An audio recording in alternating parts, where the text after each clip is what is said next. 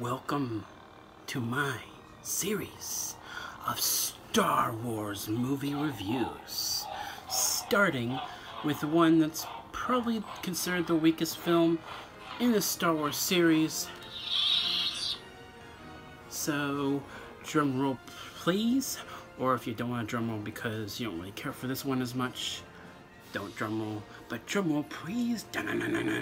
We are going to review Star Wars Episode 1, The Phantom Menace. Now, Star Wars Episode 1, The Phantom Menace came out in 1999, so it came out like I think 16 years after Return of the Jedi, so a lot of people were excited for this movie. This movie was overhyped as hell, and I mean, people liked it initially when it came out, but then over the years it was starting to dwindle. The special effects don't hold up as well nowadays, like, because watching this movie, you can definitely tell what's green screen. You know, you can definitely tell it's CGI in Star Wars Episode 1, The Phantom Menace, and it's noticeable, especially all the green screen areas in the film, like all the shots where it's looks like it could be green screen. It is green screen. You know, it's noticeable, and it's just, there's a lot of problems with Episode 1, The Phantom Menace. I mean, I grew up watching this movie and the other two prequels, but I mean, looking at this movie now, it's not great. And another aspect about this movie that's very lackluster are the performances, because I'm looking at these actors' performances and they just come off as dull and wooden. You know, there's not really any expressions in the faces. You know, there's no intrigue into these characters because they're not the actors. There's just no chemistry. There's no facial expressions. There's not much acting. So that's why it's not that great, in my opinion.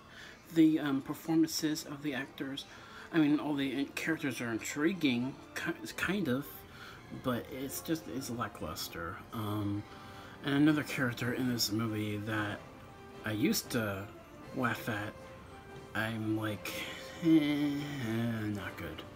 Very annoying. Jar Jar Binks. Yeah, he's considered, he's annoying. I mean, I enjoyed him when I was younger, but just looking at the actor's performance as Jar Jar Binks now, it's just, So, yeah,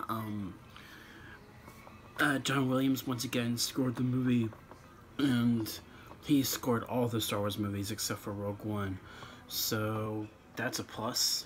But other than that, it's just not a good movie.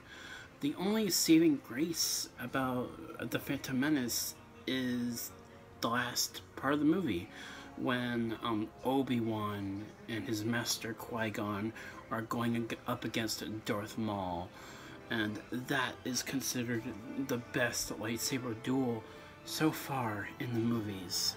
So, and it's enjoyable, you know. I like the lightsaber duel in this movie. It's definitely, it's you can't top this at all.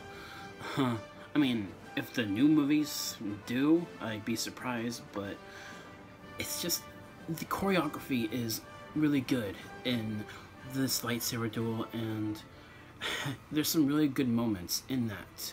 But other than the lightsaber duel, this movie is just not good. So those are my thoughts on Star Wars Episode 1, The Phantom Menace. I will give this movie D+, C minus, maybe, somewhere around that. D+, I guess. Yeah, that's my grade for Star Wars Episode 1, The Phantom Menace.